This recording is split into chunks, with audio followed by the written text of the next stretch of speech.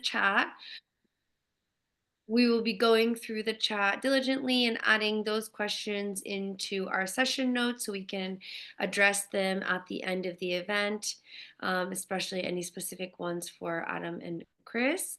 We will be sending around a sign up form to get your email or any type of information you'd like to share with us so we can keep in contact and get you on our mailing list. We need some help and frequently reach out to our audience if we're having events and keep everyone in the flow. So please fill out that sign up sheet. We'll send it around a few times within the session. We're going to start off today with the intros of General Strike for Resignations. What is that campaign? What are we doing? And why are we here? Then we'll introduce our guest speakers for the evening, Chris Smalls and Adam Mckay. We will go into our three main questions that we typically address on this town hall: the failure of the two-party system and the need for a labor party. Why do we need a general strike in this moment, and what could we achieve, and what does winning look like? So to kick us off this evening or today, I will introduce Tom Diacono, one of the founders of General Strike for Resignations, and he is going to tell us what is GS4R and why are we here at this moment. Thank you, Emily. Thank you for joining us, those of you who are coming back and those who are here for the first time. On YouTube, under the same name, you could see the other town halls we've done. Why General Strike for Resignations? I got into the activism game through the climate movement, and the more I read about political change, the more obvious it became that power only bends to power, and the fascists are in charge, the Nazis are in charge, and truth be told, they've always been in charge. It's just we're going through an unmasking moment. The West has always been Nazi. Vietnam was Nazi. Korea was Nazi. Going to bomb millions of people on the other side of the planet because they are trying a different economic system is Nazi. But we just have this collective amnesia which goes with the cultural hegemony of imperialism. So it is what is to be done within the praxis of where we are now, where unfortunately the West is not a revolutionary society. We like to call ourselves land of the free, home of the brave, and we're all tough and revolutionary and free, but in reality we're not. We've never had a real revolution. France was not a real revolution. The French continued colonizing the rest of the world. The United States was not a real revolution. It was a change of management from monarchs to merchants. So it is important that we remind the working class that we hold the power. So this is the idea for General Strike for Resignations. It's entry-level class consciousness to shift away from the idea of protest, because protest is already reformist thinking, where if I throw enough of a tantrum, the ruling class are going to make enough concessions. But that's only temporary, because the ruling class needs to go back to profiting. So it's always, even if you win, if you make a win through protest, it's only temporary, because the next cycle, the Trumps or the fascists in Europe are going to come back and they're going to reverse it even further to the right. It's the game they play. That's why Emily said perfect. Both parties work together. I'm also going to set the tone for the evening a little. I'm going to do this quickly because we really want to hear from Adam and Chris. And I'm going to set it hot because the world is on fire. I want to start with a simple basic economic fact, is that the United States is bankrupt. The United States is 125% debt to GDP ratio, to the tune of 36 trillion. The average G7 debt is 128%. In the year 2000, when I was in school learning slightly about economics, I was told that over 60% your state is bankrupt. You cannot work anymore. You cannot fix where you are. So when the states of the West are bankrupt, what are the ruling class going to do? They're going to start world war, because they can't admit that they've bankrupted the state when there are record billionaires. Hear this? So this is where we are. We're in a cycle of Western governments in free fall. Again, blaming of migrants, blaming of China, blaming of anyone else, because we're bankrupt. All the billionaires stole all the wealth, and this is it. Capitalism cannot be reformed. It cannot be reformed through the middle. It never was. And the only way to solve the polycrisis is a centrally planned economy. And a centrally planned economy with production in the hands of private capital is pure fascism. So the only solution to the climate crisis and avoiding World War III is shifting to scary words: collective ownership of production. And this is where the scary words come in, where even the climate movement is afraid to say actual socialism. So it's like we're stuck in this quagmire in the West. There's a fire, but we're afraid to talk about water, and water is collective ownership of production. The antidote to capitalism is collective ownership. So we need to face these scary words and understand why we find them so scary. Over to you, Emily, and thank you for your time.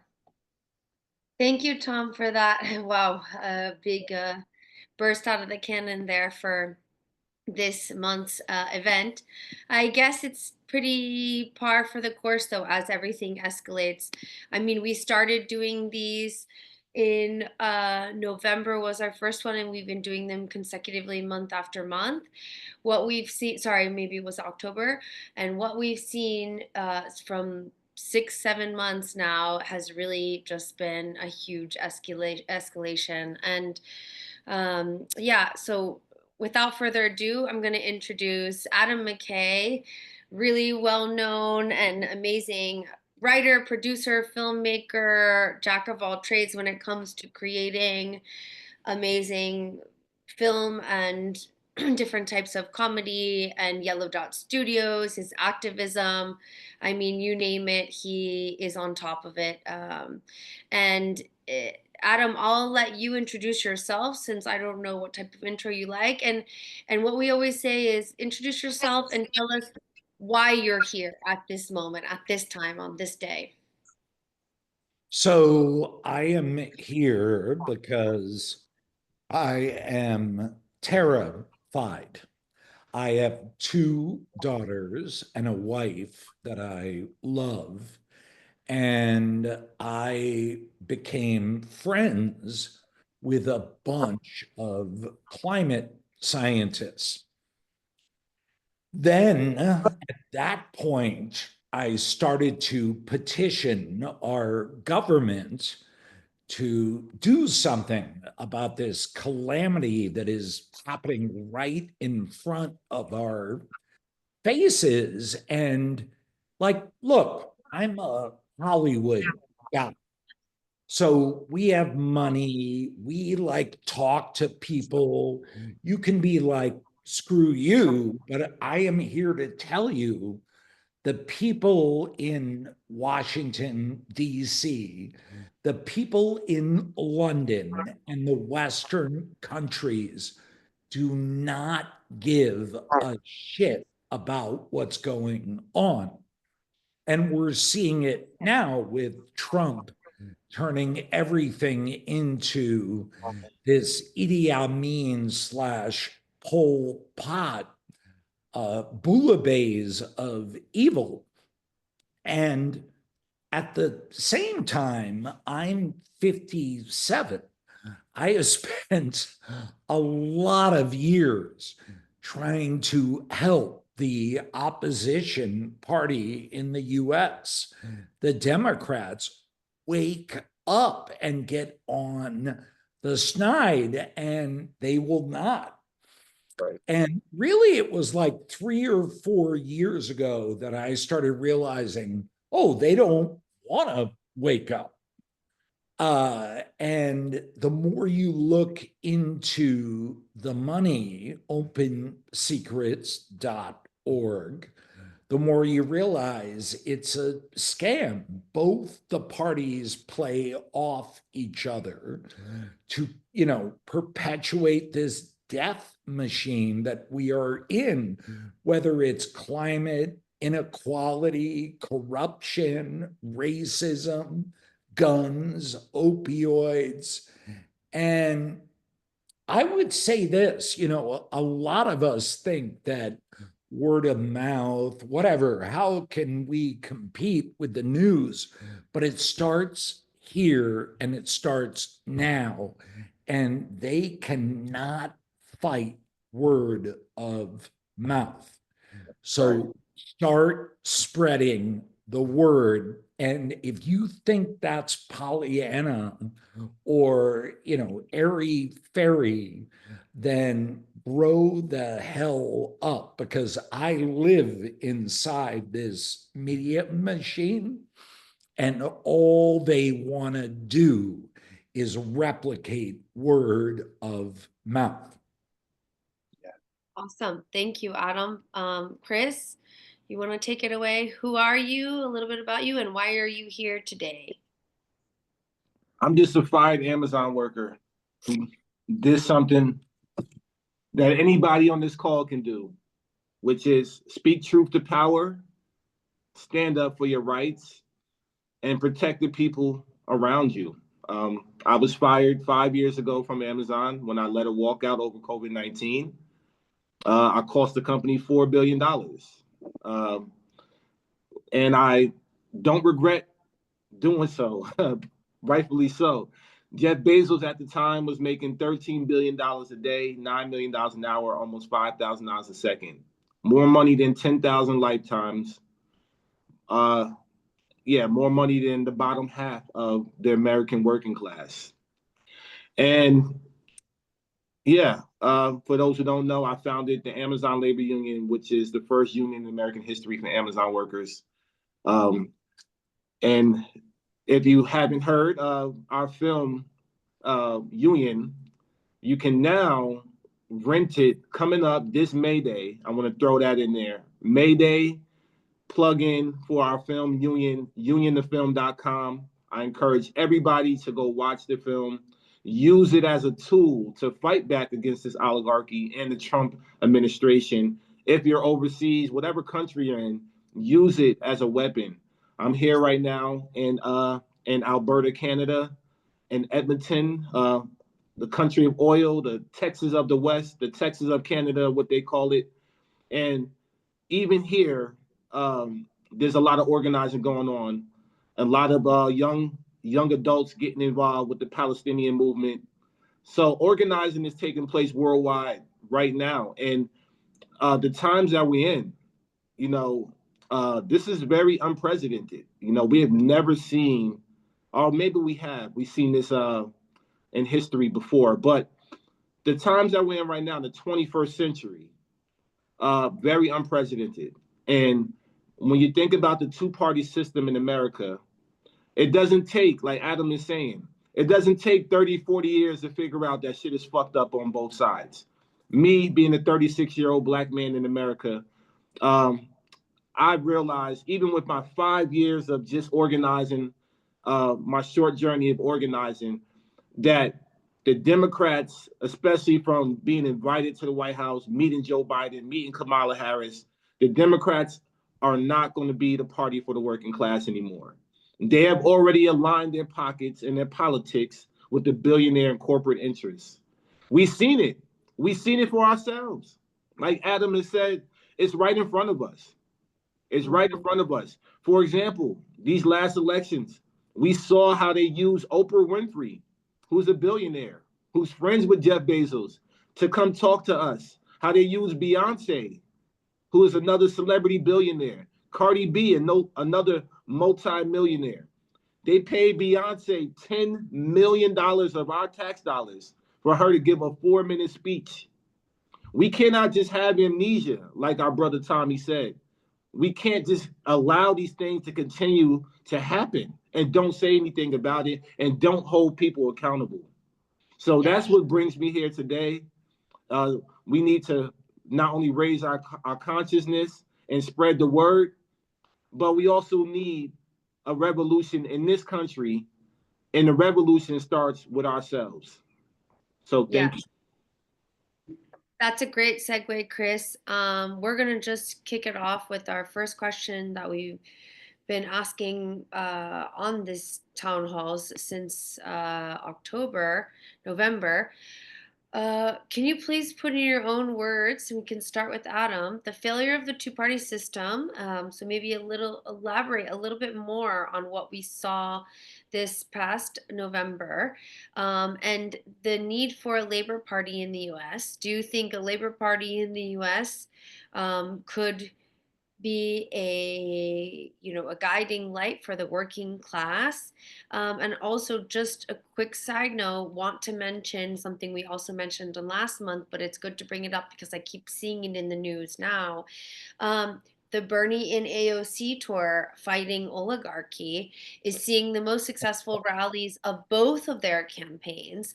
Is it even possible for the Democratic Party to be reformed at all? So maybe, Adam, you want to start with this, and you guys can discuss? Sure. What I would start with is, where are you getting your information from? And I would throw this out, which is accessible, publicly available data.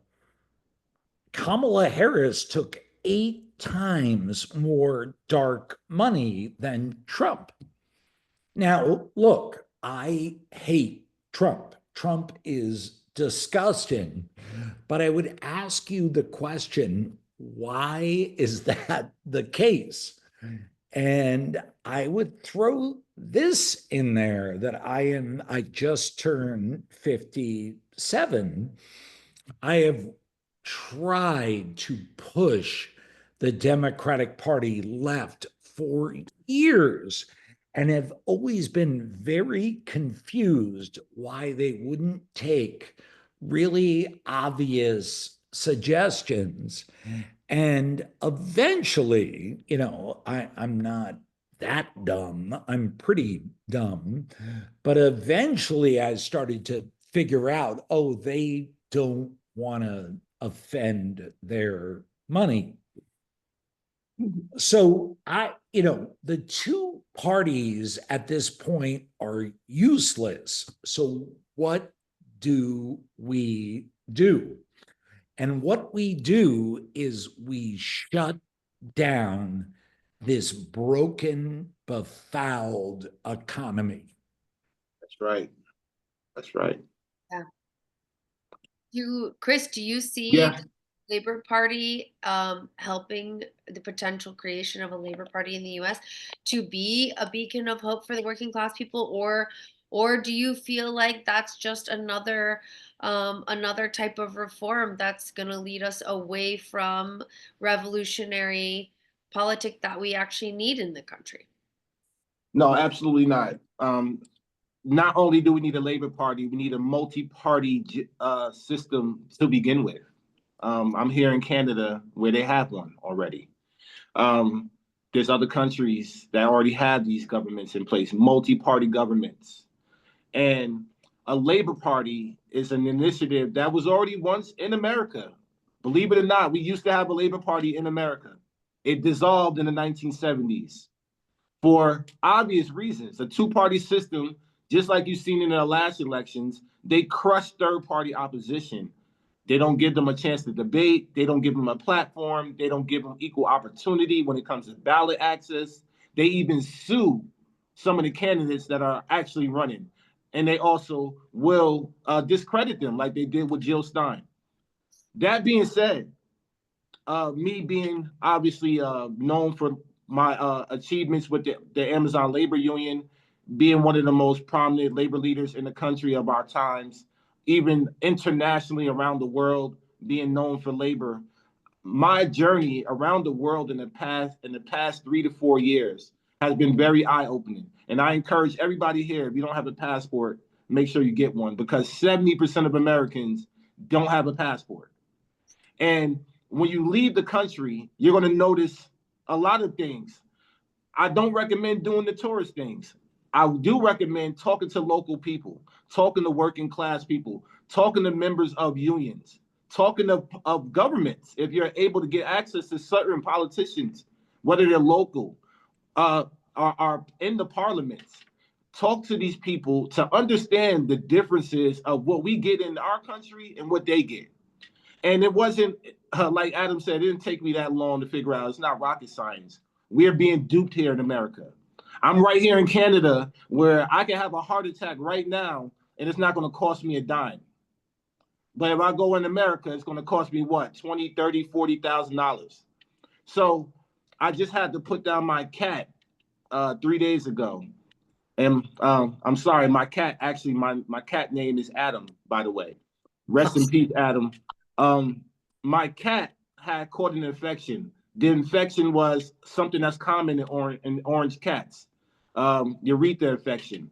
The surgery to save my cat was going to cost me $6,000. So in the middle of the night at 3 a.m., the veterinarian is trying to get me to take out a $6,000 loan to save my cat's life. I wasn't able to do it. So unfortunately, I had to lay my cat to rest at 3 years old. That shouldn't happen to anybody or animals. We should have a healthcare system. And when I say the two-party system doesn't work for us, well, labor unions have a lot to do with that as well. The Democrats are not the only one leading us into destruction. Labor unions, major labor unions, y'all know who they are. And I can say the Teamsters, I can say the UAWs, because look what they're doing right now. They're endorsing politicians on both sides of the aisle. I don't make any sense why Sean Fain is actually supporting Trump's tariffs. Yes, Sean Fain of the UAW supporting Trump's tariffs. Meanwhile, right over here in Canada, 40,000 people lost their jobs overnight because of tariffs. Steel workers, union workers lost their jobs. So it doesn't make any sense to me, right? But it makes perfect sense of why these labor unions endorse these Democrats, because they also have some type of political perks that they get. And we can't allow that anymore. The two-party system has failed us. It was never meant for us. And the Labor Party is a way to hold people accountable, including unions who endorse the Democrats every election cycle.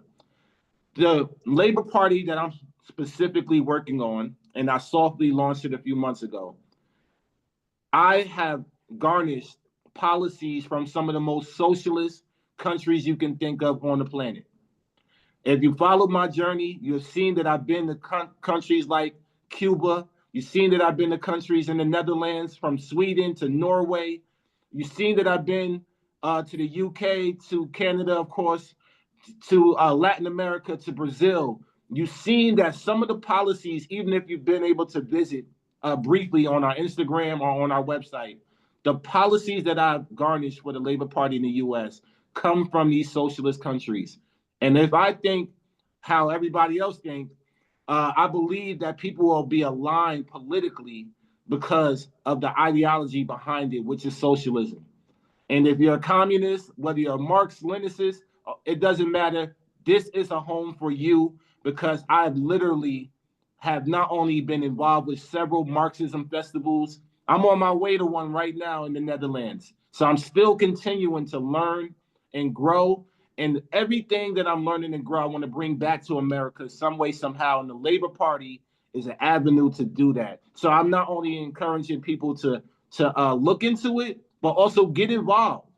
Get involved, sign up, help us expand the party, help us build the party, and help us grow the party to see a society that we all deserve to live in as the working class. Great, thanks, Chris. One thing that we've actually been doing in some bigger general strike coalition meetings is joining a group of local union organizers. There's so much, you know, there's so many things going on in these really big unions that are organized and following suit with the people who are giving them the money or the tax, incentives and things like this for their unions, that it's a lot of times these local union chapters that if they move, then and if enough of those the smaller local ones move, then that can influence obviously the bigger ones. So we don't need to have always this buy-in from these big union leaders who might potentially already be very corrupted. A lot of them have been sitting in their seat for 10, 15 years, making the same decisions year over year and not taking into account the environment that's changing around them, because they're purely focused on, saving the people within their union, and it's not making anything better, and it's not making their union constituents actually any safer or better, and it's completely changing. So thinking about unions nationally and big unions, but also locally and smaller, really small unionized places that are still, essential workers. So infiltrating these type of small local unions are great. Maybe we move on to the next question. Something that we touched on with Adam just very briefly: why do we need a general strike in the US, and what could we achieve? Specifically, Adam, climate policy reform. You're working in climate, your background is a lot in climate activism. You've been doing this for years, even much longer than before Tom and I were. What could we achieve with a general strike, shutting down the economy, and what do you want to see happen if we are able to mobilize that?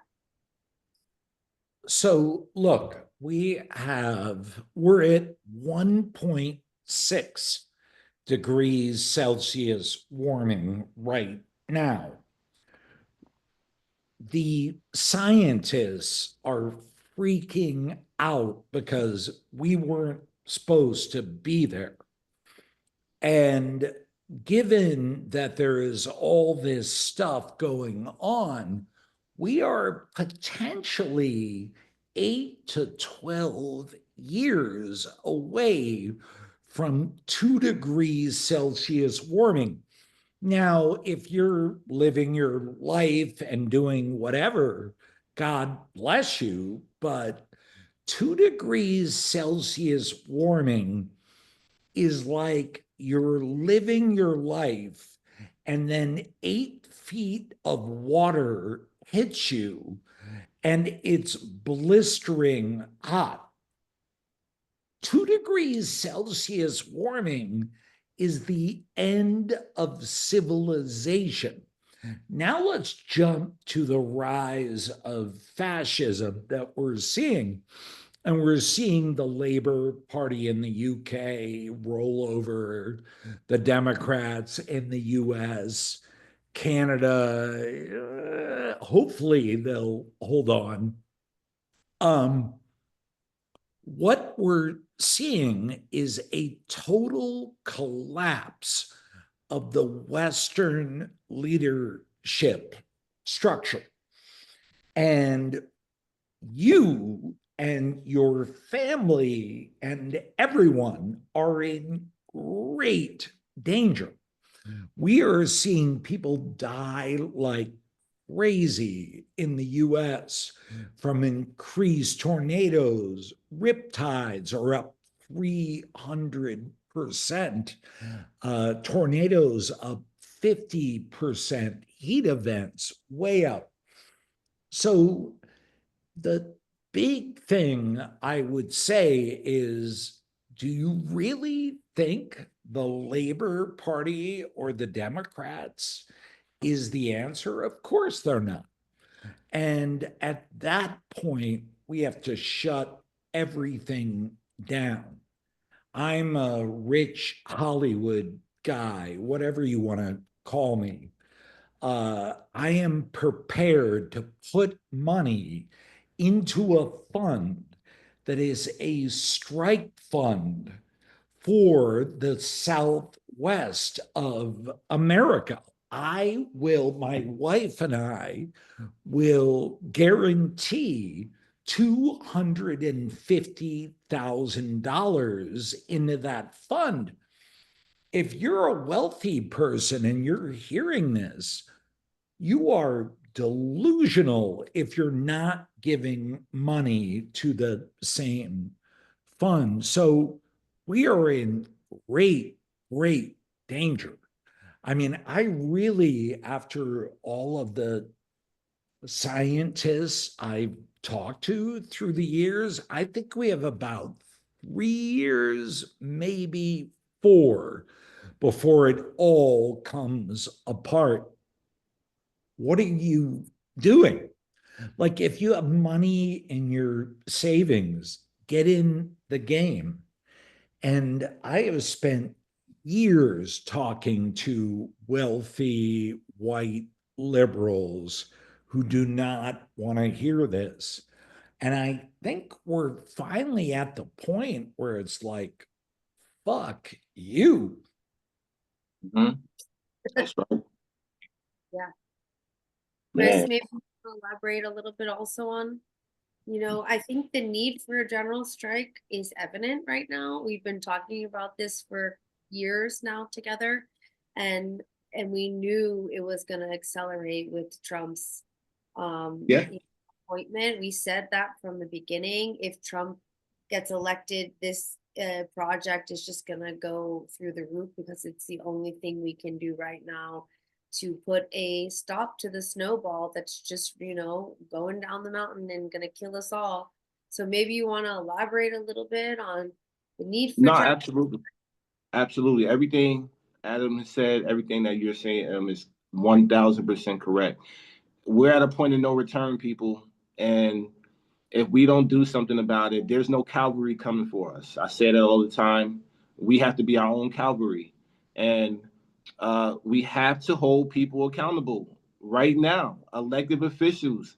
So just piggybacking off of even the last question, you mentioned AOC and Bernie, and I saw somebody put that in the chat already. They're not our saviors. You're right. You're absolutely right. They are not. They are not. And I think people think that I'm like picking on them because when I tweet, it goes viral. Like, I don't know if people's been paying attention. I've been tweeting certain things about AOC and Bernie, and it's been going uber viral. And I'm getting a lot of liberals, of course, but for the most part, it's been overly supportive of what I'm saying is that AOC and Bernie are going to lead us right into the Democratic Party in 28. Not only that, they just did a fight oligarchy visit to LA, right? Los Angeles last week. And a few blocks away from, and I know Adam knows the area very well, but a few blocks away from Skid Row. So you're telling me you're going to fight oligarchy. Meanwhile, we got a homelessness crisis going on right in front of you guys. It's not going to work. Why didn't they start this years ago if they really wanted to do something about it? And the same thing. These are. I have personal experiences with these politicians. I'm pretty sure Adam has it as well. These politicians will use our working class issues to say all the right things. Bernie does it very well. Says all the things we want to hear. Yes, we want to hear all the things about billionaires and how we need to tax the rich and we want to hear all of that stuff. But when it comes to actually doing something about it, it's been 0% effort. So building the labor union, when I helped found the Amazon labor union, obviously that was a catalyst for a spark in the labor movement, but that's still just a small spark because the labor movement in America is very small. Less than 6% is in the private sector, less than 10% in the public sector. A lot of people are not even in unions. We have to educate on a massive level. And this is why I always say that the revolution starts with ourselves, because 10 to 15 years ago, you guys were getting up and going to your local mom and pop stores. You were going to your shopping centers. You wasn't sitting at home hitting one-click buy for Amazon.com. You were actually getting up and going to support your communities. Now they don't look the same. In less than 30 years, Amazon has already hired and fired the entire American workforce. So much. Chris, I think I'm in with you now. It's Mckay. I just wanted to jump in and say, fuck yeah. Fuck And yeah. I was like hearing you roll, and I was like, oh, I want to get in there. And they let me in there. So, anyway, keep going. Oh, yes. But yeah, Chris, Amazon. can you expand on that metric you just said? Because you've said it a few times now on our calls, and I Yeah. don't think people really understand what that means. I know Tom and myself last month were like, wow, that's it. Adam needs to make a movie about this. It's insane. Yeah, so this is the metric that people don't want to hear, but it's actually true. Amazon started 30 years ago, exactly 30 years ago. I believe they hit the 30-year mark this year. In less than 30 years, they have already hired and fired the entire American population. Whoa. Meaning that in the next few years, within maybe 2 or 3 years max, 1 out of every 4 Americans are going to work at Amazon. 1 out of every 4. And if you don't work there yourself, you're going to know somebody or be related to somebody who works at Amazon or one of its 75 different companies that they own. Because people forget, like, Jeff Bezos owns a lot of shit. And when I mention, like, oh, he owns the MGM Grand, like, yes, he owns the damn MGM Grand. Oh, no. So these Wait, he owns Chris. Whole Foods. Amazon owns 75 different companies. They're all tied to Jeff Bezos. So this is what I'm talking about. 1 out of every 4 Americans are going to be giving their money to the richest man in the world who's been flying in space on his penis rocket and now flew his girlfriends and her friends up there on the penis rocket. So we got to stop the nonsense. And that's not women empowerment, y'all. That's not the way of the future. They are hoarding the earth and killing the planet, and they're going to try to hide in their bunkers thinking that's going to save their lives when it's not. Look, We have to do. Let me amplify. Chris, Please. sorry, I didn't mean to cut No, you. no. Please do, off. please. We have 4 to 5 years left with what's going on with the climate. We are barreling towards 2C. The psychopaths that Chris is talking about don't give a shit. It's like going to a crack addict and saying, hey, shouldn't there be less trash in this park? They don't care. They can't hear. So I kind of feel like the whole reason we're here is that every one of you needs to say, fuck social media, fuck the press, talk to the people to your left and right and say, shut it down. It is Right. a monster death machine.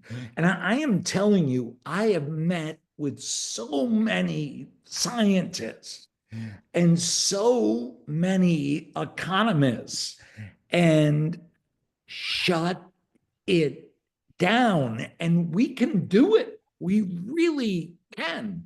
All the PR is telling us we can't. Yep. But that. That's right. That's right. I know you're gonna like this last part that I'm gonna bring up, which I usually do before we wrap up. Artificial intelligence, AI. that is going to be the end game if it's not already climate. AI, artificial intelligence, is going to wipe out 50% of American jobs in less than 5 years as well. So if you don't think we need a general strike for regulations on keeping our jobs so that artificial intelligence doesn't replace us, and robots, which they're already working on. Y'all see these drones, y'all see these robots. Billionaires are investing billions of dollars, trillions of dollars into AI.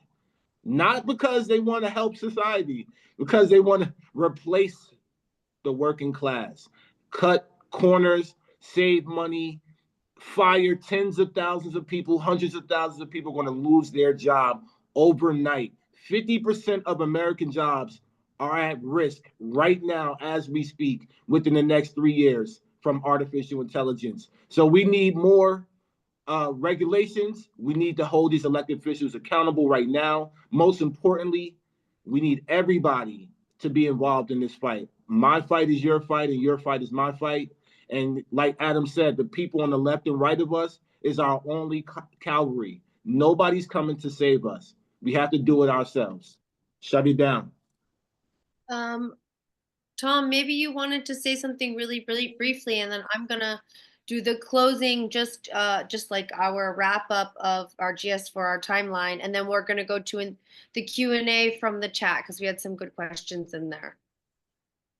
I just wanted to thank everyone for a very fiery and valuable debate. I wanted to add on what Chris said, where it's not just Jeff Bezos per se, it's systemic, where the 1% of the United States added $1 trillion in collective wealth in the last year. I don't know, it was on Oxfam. That obscene amount of disposable income to corrupt our politicians, to lobby, to buy up, like for Musk bought Twitter and controls it, and the data shows that he's pushing more right-wing media. We are in full oligarchy stage, and they're going to use the AI, like Chris said, to turn the United States back into a plantation. It never stopped being a plantation, but they're going full on. And the only way to fight it is to shut it down and rebuild. So thank you for the fiery debate. Thank Hell yeah. Hell yeah. Thank you. I'm gonna just say what our plans are for short and long term for GS4R, so everyone kind of has a roadmap for where we're headed. Just so everyone knows, we are and have been trying to organize a 10-city labor teach-in tour with Chris at the helm. We lost a bunch of our funding at the beginning of this year. You know, these new threats with the new administration and a lot of fears around 501c3 organizing and organizing any type of stuff like this is really difficult right now. So we sent out, Connor asked in the chat that, Connor asked in the chat that he gave his information to us before, wondering if, and he didn't see anything. We sent out a direct, detailed email to each person who had joined a town hall in the last 6 months, saying we're putting together the 10-city labor teach-in tour in major cities across America to get in front of 200 people each weekend over a course of 2 months or a little bit longer than 2 months. And we have other partners who have been on the town halls with us who are also going to be co-leading some of these with Chris. So Nina Turner, Abby Martin, different people. We are still fundraising for this. It's not kicked off yet because we don't have the funding set for that. But when that's set up, and please check your spam emails, because we have sent emails asking everyone who signed up in their cities to connect us to other organizers so we can get Chris there on the media tour and on the 10-city teach-in tour. Our next thing that we're putting together once the 10-city labor tour is culminated is a big conference, around 500 people we're putting together, from climate, human rights, labor, union, different types of Free Palestine movement, student organizers, different organizers together to come together basically to a conference for a general strike. And it's called Conference for a General Strike America. We're trying to plan this now. Again, funding is a little bit difficult in these times, but basically doing this 10-city labor teach-in tour, getting in people's faces, getting in front of a few hundred people each weekend to talk about organizing specifically a general strike, why we need a general strike, and what power our labor holds. So that is our most important goal. Then the conference culminating, what are we going to ask for during this general strike? What are our goals? What do we need to see? How can we support each other? We're in the process of talking with a general strike coalition about creating a mutual aid web, meaning this money that Adam discussed to put into a fund will go to making sure resources are available to everyone throughout the country. Where are your mutual aid hubs? Who has childcare? Who has food services? Who has health services? Who has pay services for people striking? the potentiality of losing their job is very big. They need to know that there are services behind them that they feel secure enough to strike. And even if we start for a 1 day strike and maybe really build up from there, but for now we need to get all of these other things in place before that can happen. And some people, so basically that's the wrap up of our timeline now. One of the questions we had in the Q&A was about the funds that Adam did mention, and where that's going to go and how we're gonna build up. Our goal and what we need to see in numbers, and the coalition, the General Strike Coalition, General Strike US has been really helpful with this. They're tracking numbers. They're doing, we're all of us are helping to fill out these strike cards and promote these strike cards for people who want to strike. Once we hit a threshold of the population that says they're willing to strike, that's when we move. So people asking questions about timing, about, we don't know. It could happen, a spark could happen, and it could happen in a week.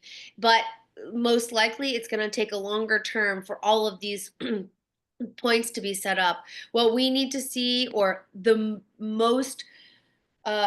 closest goal we can achieve, would be the 3.5% rule, meaning we potentially need to see 12 million Americans have this strike card signed. And if the strike card is not signed, it's a potentiality of partnerships that we're meeting with that said, okay, we're going to back you. When you do this, okay, we're going to use our 5 million followers. We're going to use our 6 million people. We're going to get people. We're just building these strategic partnerships. That's why we have created this General Strike Coalition with all of the partnerships. So just to answer a few of those questions right off the bat, it's happening. And that's where we're at with the metrics, the money, the data, and like Adam was saying, putting this money into a fund that's helping striking workers is very, very important to get people on the street and the willingness to really sacrifice their jobs. One question we did have for Chris, actually, about being already in a chapter of sorry, I'm going to read it to you. Being in the chapter of a union already and saying, those of us who are with current union contracts can structure ours to expire simultaneously when there is not yet a target day. How can we do this? Maybe this is something that could help with or give a little insight with from Sean. So the question is, do they let their union contracts expire?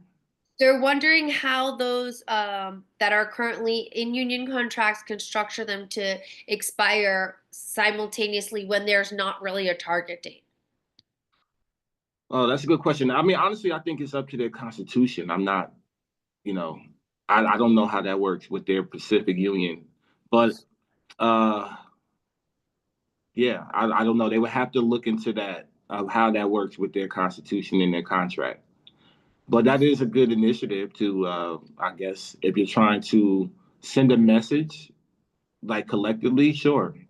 But other than that, I think you can start now holding your elected officials accountable, even within your union. There's nothing wrong with going to your international as a local. Go there. I recommend it. You reach out to your international, like, what the hell are we doing? Why are we endorsing Joe Biden and actively endorsing the genocide? Those type of things.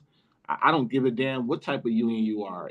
You got to stand on business, and you got to hold your people accountable as well. Okay, thanks, Chris. That's great. Really helpful. I think we lost Adam there. I don't know if he's going to join again. I know that there was a little bit of discussion in the chat talking about media, mainstream media, and social media. Do you feel, Chris, it still has a place in the revolution, even though it's feeding Zuckerberg and, is really contrived and they're shadow banning everyone? Yeah, I mean, obviously, when it comes to these social media platforms, I really hate them. I despise every last one of them, but we have to use them, unfortunately. We got to use every single tool that's given to us, and we got to go beyond that. Adam was absolutely right. Word of mouth is our best weapon. Yeah. Word of mouth is more powerful than people think because it's a lost art that they're trying to get rid of. They want us to be isolated. They want us to have less human interaction. You can't tell why you think that everything is cashless. When you go into these stores now, it's self checkout. When you sit home and order online, you don't even go to the grocery store no more. You go to DoorDash. They want us to self isolate and stop talking to one another. Social media is just another tool to put out mass messaging, and we need that. We need viral moments, and we definitely can never match the billionaire class propaganda when it comes to how much money they're going to pour into legacy media and even into social media ads. But we on the left, we have to create our own propaganda and use these tools, even though we may not like them or want to. We have to use them. Even when it comes to AI, we gotta. I've been looking into AI just because I want to know what the hell our opponents are going to use against us. It's not because I want to. It's because I know they're going to use it against us, and if we don't know what to expect, we're not going to know how to defend ourselves. So, Yep. if you're a tech bro or a sis, hey, learn that shit and share it with us. Share the knowledge so that we on the left can use it against them and reverse Uno. That's what we have to Yep. do as well. Yep. Exactly. Thanks, Chris. That's really, really great and very powerful. Let me just check through here and see. Uh, somebody asked early on, what is the best advice you have for someone organizing a local general strike chapter? We've been working a lot with General Strike US, who are great, and they have a really decentralized Discord, which is wonderful. And you can find your local chapter. Highly recommend that. Any of the youth movements, the any of the Free Palestine movements that are in your area, the student encampments are really strong. I mean, honestly, we have to also be looking at these youth movements right now because they're not only the future, but a lot of them, most of them are so dialed in. They're willing to risk, everything for their beliefs. And to say, I wish I had that consciousness level when I was their age is just an understatement. So I think look into even if you're not a student, look into those student and encampment around where you're living. I think that's really important. So we talked about the strike fund. We talked about our target goals for numbers. And if anyone have any more questions, then I think we're pretty good on the chat. And we lost Adam. I don't know, Chris, you want to say anything else before we go, or Tom?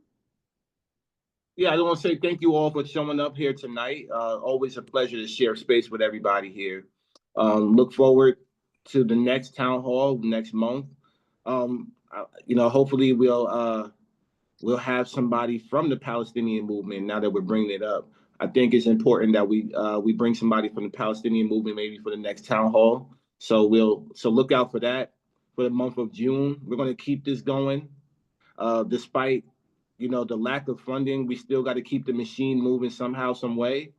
But Yep. every door that closes, another door opens. So there's going to be days of doubt. There's going to be days of defeat. There's going to be days that you feel like you lost something. But that's a part of organizing. You have to sacrifice something. That's what we all do. This is a lifetime fight. It is a marathon, not a sprint. Remember that. The revolution starts with yourself. And no amount of money in the world can amount to the power of people when we come together. So love and solidarity. Until next time, y'all. Yeah, Tom, you wanted to say something? No, to maybe you could mute Tom quickly.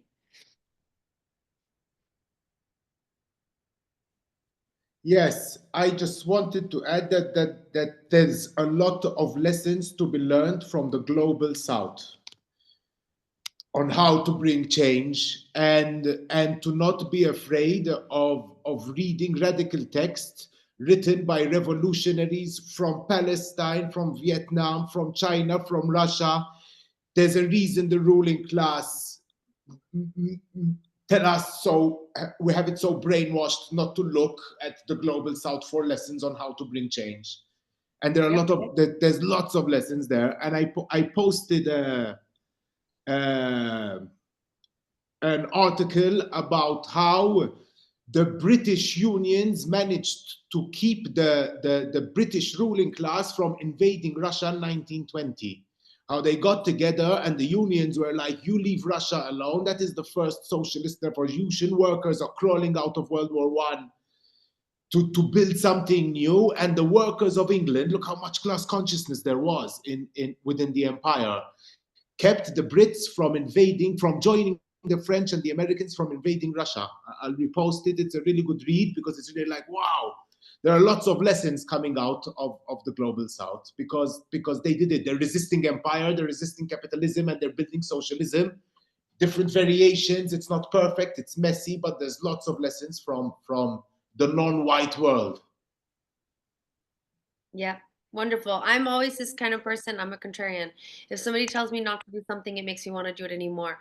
So look up your list of those banned books and all of the things that mainstream media and the U.S. System doesn't want you to learn, and learn those for sure. I think that's really, really important, asking about media and where you're getting the news and resources. So go all in. And thank you, General Strike US, for being a part of the chat and being a part of the conversation. Your support is always duly noted. Thanks, Chris, for your time. I'm sad we didn't get to say thank you to Adam, and thanks to our team for facilitating. Everyone have a wonderful evening. Take care, y'all. Ciao.